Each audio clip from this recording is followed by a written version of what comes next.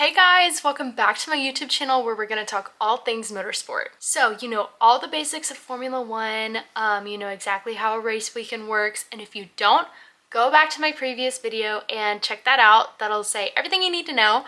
But there's also some terms that you're kind of confused on, you don't exactly know what it means. Well, this is the right video for you, and we're going to get into all the things that they might say in a Formula One race weekend. So let's get going.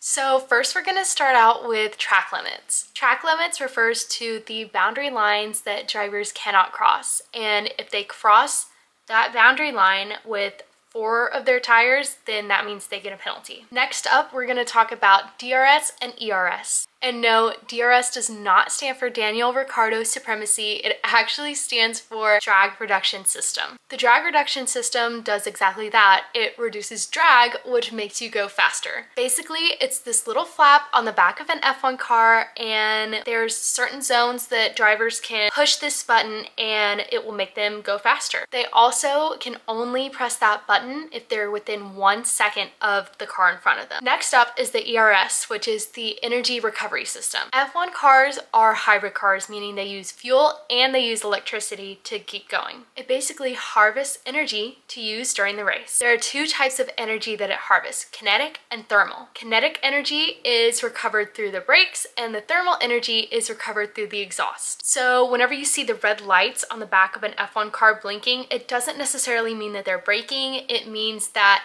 the energy is being recovered and saved to be used later. All right, so next up we're going to be talking about DNF and DNS. DNF means did not finish, which means the driver started the race but could not finish it due to either a crash or a mechanical failure. DNS means did not start, which is kind of similar to DNF. Basically, that means that the driver qualified for the race but could not start due to, again, either a crash or mechanical failure. Sometimes this happens during the formation lap. If something happens during the formation lap, then they cannot proceed during the race. It will say next to their name DNS. So the next term we're going to talk about is slipstreaming. If you've ever played Mario Kart, you know exactly what this is. When a car is following behind another car close enough, that car behind is able to go faster than the car in front due to the car in front blocking the air for the car behind. This makes the car behind go a lot faster and therefore is able to overtake the car in front. Now on the flip side, there is dirty air. Now it's the same kind of concept. The car behind the car in front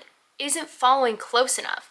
So therefore, they're getting caught in the air that's going over the car in front and pushing the car behind back. It's not following close enough to get caught in the slipstream, therefore it gets caught in that dirty air. The next thing we're going to talk about is the pit. And why do they say box instead of saying going to the pit? Basically, whenever a car needs to make a pit stop or return back to the garage, they will say box box over the team radio instead of pit. The reason why they say box is because the word box is more distinguishable than the word pit over the radio. Next, we're going to talk about the apex. The apex is the closest point that you can hit inside of the turn to make you go as fast as you can through that turn. Whenever you hit the apex, it reduces the time spent in that turn, which is very crucial. Another term is pole position. Pole position basically just means the first place in qualifying. So whenever you hear Charles Leclerc is on pole,